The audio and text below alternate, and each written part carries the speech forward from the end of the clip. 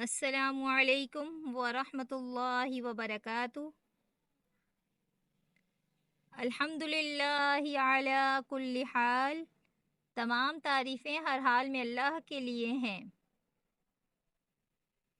آج میں آپ کو را کے قاعدے کے بارے میں بتاؤں گی کہ را کہاں کہاں موٹی پڑھے جائے گی اور را موٹی پڑھنے کا کیا پہچان ہے۔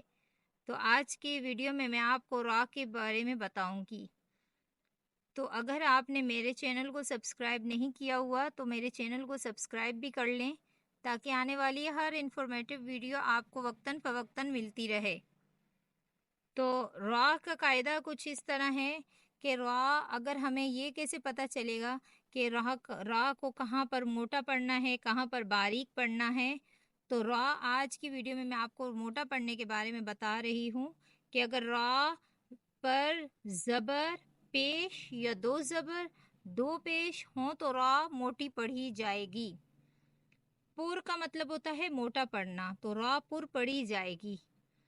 جیسے کہ یہ الفاظ آپ کے سامنے ہیں، را پہ دیکھیں زبر ہے تو یہاں بھی را موٹی ہے، یہاں پہ بھی را موٹی ہے۔ مصر، مصر، را موٹی۔ انشر، را پر زبر ہے، را کو موٹا پڑھا جائے گا۔ انشر۔ یشرب، را پر زبر ہے، را موٹا پڑھا جائے گا۔ یشرب۔ حشرت، حشرت۔ نشرت، نشرت، را پر زبر ہے تو یہاں پر بھی را کو موٹا پڑھا جائے گا۔ فرغت، رفعنا، را موٹی ہے، رفعنا۔ عبرۃ، زبر والی را ہے، موٹا پڑھا جائے گا۔ من راق، بل ران۔ زجرۃ، تذکرۃ۔ مسفرۃ، را کو موٹا پڑھا جائے گا۔ من المعسکرات، اب دیکھیں یہاں پہ را پر کھڑا زبر ہے تو یہاں پہ بھی را کو موٹا پڑھا جائے گا۔ کالفراش المبثوث، را کو موٹا پڑھا جائے گا۔ اعطیناک الکوثر، یہاں پر بھی زبر والی را ہے، موٹا پڑھا جائے گی۔